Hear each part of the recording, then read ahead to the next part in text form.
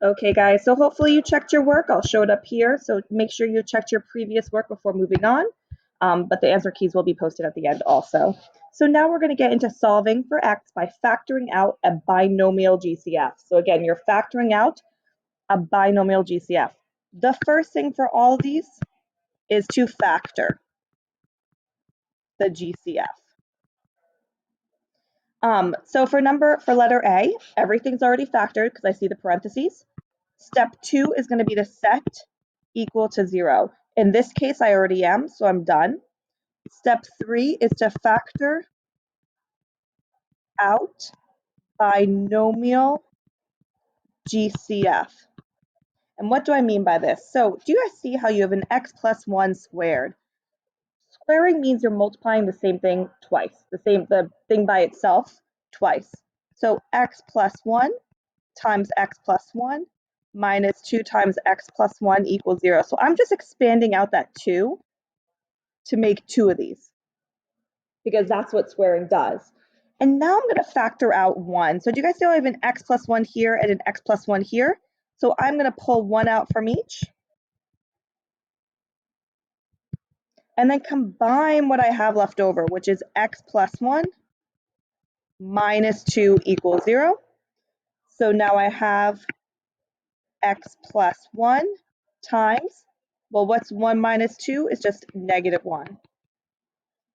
And then my last and final step is the zero product property, which we learned in Unit 2 when we were factoring. So now we just set these each equal to 0.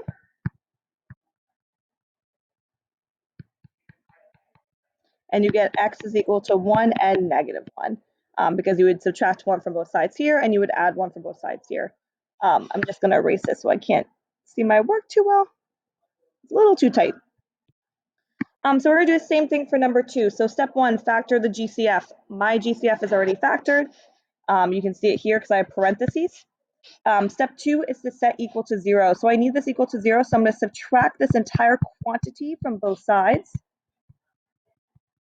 The reason I do that is that will be equal to 0. So I have x plus 2 squared minus 3 times x plus 2 is equal to 0. I'm going to expand this out since I know that's a square.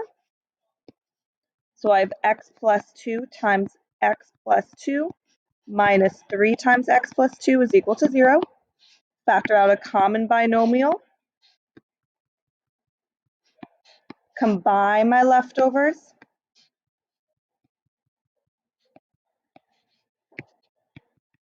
Combine like terms. X plus 2 times 2 minus 3 is negative 1.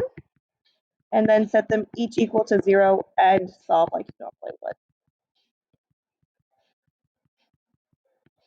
So I get x is equal to negative 2 and positive 1. So the last one I'm going to do with you guys is going to involve all the steps that I just talked about. So step 1, factor GCF. This one's factored because there's already parentheses and everything. 9 and 4 have nothing in common, but 27 and 12 do have a common factor. They have 3 in common. 27 divided by 3 is 9. 12 divided by 3 is 4.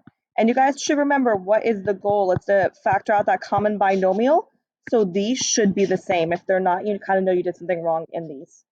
Subtract this quantity from both sides because we have to set it equal to 0. Those cancel. So you get 9x minus 4 squared minus 3 times 9x minus 4 is equal to 0. Expand this guy out. 9x minus 4 times 9x minus 4 minus 3 times 9x minus 4 is equal to 0. Factor out that common binomial. 9x minus 4. Combine your like terms.